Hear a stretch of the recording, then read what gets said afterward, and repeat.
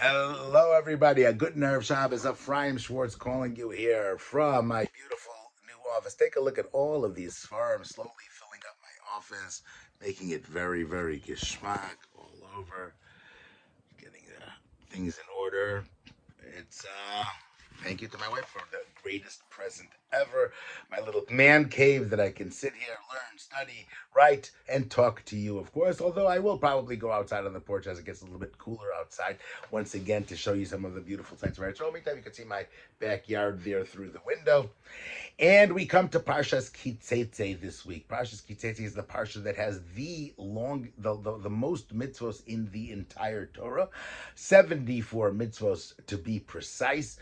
And you can take a look at my weekly email. And if you have not yet subscribed, then of course you should certainly subscribe to my weekly email, Rabbi Schwartz at yahoo.com, Holy Land Insights and Inspiration. Just send me an email, Rabbi Schwartz, yahoo.com, and you will join and see some incredible fun stuff and good jokes and tour guiding questions. So do that. But I want to talk today about a little bit of the Haftora, just a mind-blowing malbim that I saw in this Haftora. What an incredible Haftora. Because as opposed to the Parsha that has the most mitzvos, 12% of the entire 630 mitzvos are in our Parsha, the Haftora has only 10 psukim. It's the shortest Haftora in the entire of our entire year's Torah reading, and in fact, it's the minimal amount that we're allowed to have. But it is such an incredible Haftorah, right? That the Malbim sheds an incredible light on. That is, I think, the most vivid that we can ever have. Right, the Haftorah starts off, Rani Akara Lo Yolada. We read this Parshas Noach as well. Rejoice, barren woman, Lo Yolada. You have not given birth. Pitzchirina, open up your mouth in singing, Vitzali, and be jubilant, Loichala, that you weren't sick. Because there are more children that are from the children of desolation, from those that were of your husband, Hashem has said. Right? And of course, it's a very strange verse, because why should a mother that can't have children be happy? Why should she be rejoicing? Your lady doesn't have any kids, but then there's a bunch of kids that come running around in her house. That's not going to make her much happy. Maybe a little bit. Okay, it's noise, but that's the reason why. Is you happy because you didn't have any childbirth? You didn't have any pains because of that? In fact, this question was actually posed to Bruria, the wife of Rav Meir, from one of these Apikursim in the Gemara, and one of these heretics.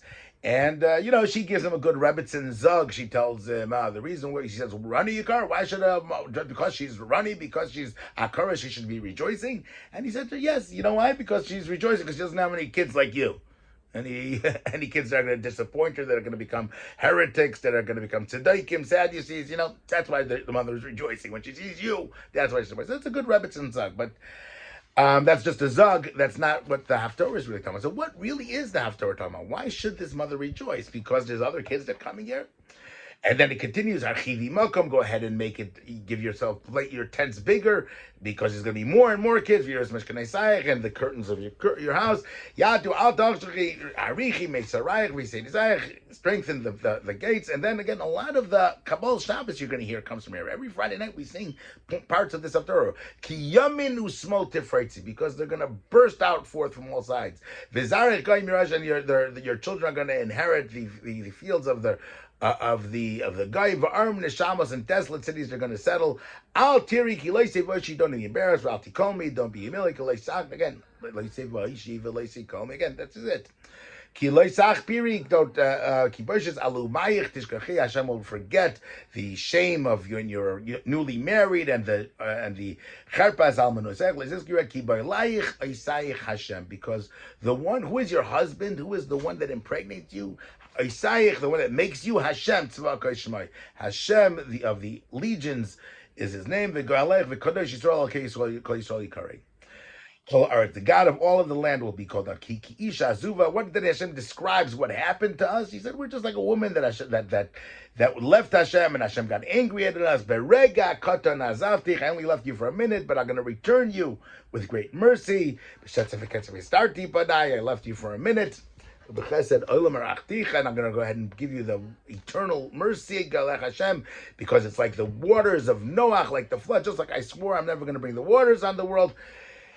because the mountains will be moved and the hills will be lowered. And Hashem will never go ahead and take away his kindness from us. That's the whole Haftora.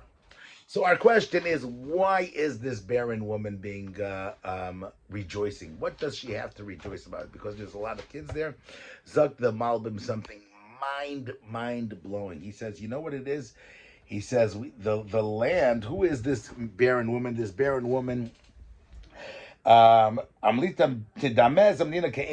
like a mother that's giving birth. And the children of the country are her children. So therefore, Isha Tzion is like a woman that's barren.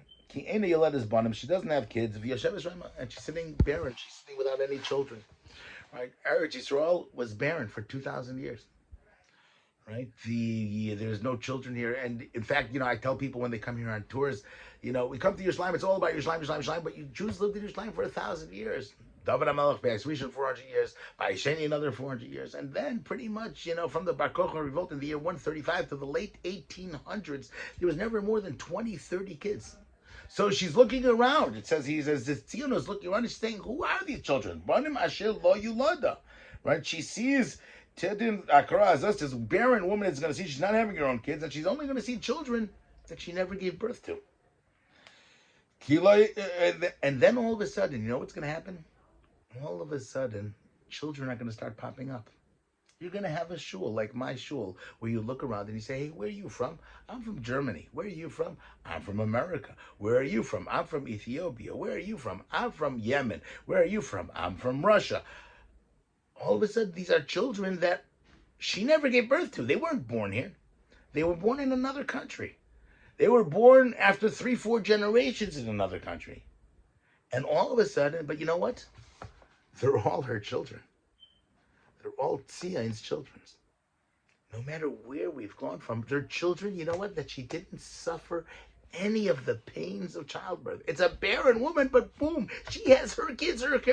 The Rabbi B'nai Hashemema, the children of desolation that there was gone, are bigger than all the ones that were born and raised. They're all the Palestinians that were here. The Palestinians come and they're burning. This week we had these terrible, terrible fires in Yerushalayim and the area. I understand them. You know what? Why they're burning things and why they're setting things on fire? The reason is because they were here and they were born here and they were raised here and they're living here and they're Arabs, and all of a sudden they see these Americans, they see Israel, they see Harnof, they see Givat Yarim, they see Telstow, they see... Where did they come from? You're stealing our country. This is ours. We're the B'nai B'ulai. We were born here, raised here. But you know what? They're wrong. Because we're the real children. There's a law in Israel, somebody that converts, he is a citizen over here, a good conversion. He is a citizen over here, just like Yitzchak Avinu was here. Just like Avraham Avinu is. He's as much of a citizen as Moshe Rabbeinu. He's as much of a citizen as everybody else. You come here to there's no place in the world where you have citizens all over, and in 1 minute, boom, they're prime ministers. This is and without any pains. And you know why this happens? It says, Ki bo elayich oisayich Hashem tzivakos. You know why there's childbirth? You know there's childbirth? Because the way that childbirth works is that it comes from the man, that it goes to the woman, and the woman is the one that has to make the child. That takes a lot of work, inside there, and then give birth to it, and it's a process, and it's a hard thing, and it's not direct. But over here, you know what? Ki ba'olayich, the one that's going ahead and impregnating you, he's the one that's making it also. You just sit there and do nothing. Hashem is why? You know why? Because Hashem tzivakos. He's going to go ahead and produce multitudes. Shemai, that's who it is.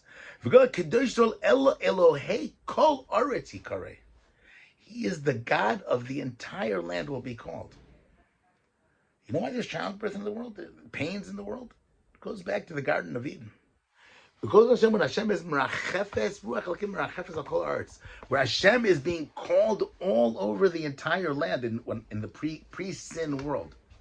And then Adam sinned, and Chava sinned, and the land sinned. And Hashem cursed it, that you know what, there's going to be distance now. And it's not going to work directly from me to you anymore. And I'm going to be floating high up. I'm going to go ahead and hide myself from you. Shetzef Kesef. You're not going to see my face anymore. And Adam's hiding, and they're hiding, and they're using the grass, the leaves to hide. And you know what happens when then it's not coming direct anymore. Then it's going to go through a man into a woman into childbirth, and it's going to be hard to produce. And the ground is going to have to be dug up to produce and to bring children to it. But now in Kibbutz Goliath, that sin is gone. It's been wiped clean. It's like May Noach. It's like the whole world has been washed of flood, and there's a brand new sparkling world that Hashem is Elohei Kol Haaretz Yikari will once again be called all over the land. That's when Klal Yisrael returns. When Yeshaya Hanavi has his prophecy, it is us that he sees. He sees Baishul, he sees Archol, he sees those Nefesh B'Nefesh plains. He sees the land, the barren woman that didn't produce any kids over here being overwhelmed by Olam, that everybody is immigrants over here. And that's the sasan, that's the simcha. You know, they love, the Israelis love jokes making fun of Yemenites and Moroccans and Russians and Polish and Americans, and all, because that's the funniest thing in the world. The biggest rejoicing in the world is that we're all from all over the place, and we're all here. That's the Geula Shlema. That's the prophecy. The Malbim writes this in the 1800s, and there's 10,000 Jews living in Eretz Yisrael when he's writing this. But he sees this Geula. He sees this redemption. You know why he sees this redemption? Because Yeshaya Hanavi sees this redemption. 3,000 years ago, by the destruction, at the beginning of the destruction of the first Beis HaMikdash, 150 years, Yeshaya sees us today. And every single year, Parshas Teitzei, when we come to Rosh Hashana, we read this Parsha, we read this prophecy, and we look around today. For thousands of years, Jews said it, and they didn't know what they were talking about. We're reading it today, and we're seeing the Geula already. And we ask Hashem, Rani Akara, right, Piski Vitzali, right, Loi Chola, right, there shouldn't be any machlas. There doesn't need to be pandemics to get Jews to come here. There doesn't need pandemics for Mashiach to come. There doesn't need to be sickness anymore. There doesn't have to be any more tsar anymore. Bring the Geula, Elokei Kol Haaretz Yikare. We want to call out the name of Hashem. This is the message of the Haftora this week. An incredible Malbim, incredible Parsha. Rejoice. We're coming to the big Chasana, Amir Hashem. Rosh Hashana will have that incredible Chasana. Hopefully you'll be here to join with us as we dance. Sing says Chasan. Have a fantastic Shabbos. Subscribe to my weekly email. Subscribe to my weekly WhatsApp groups. Just shoot me off an email. We can put you on a WhatsApp group. And Amir Hashem, we should all have an incredible, incredible Shabbos. Good Shabbos. Bye.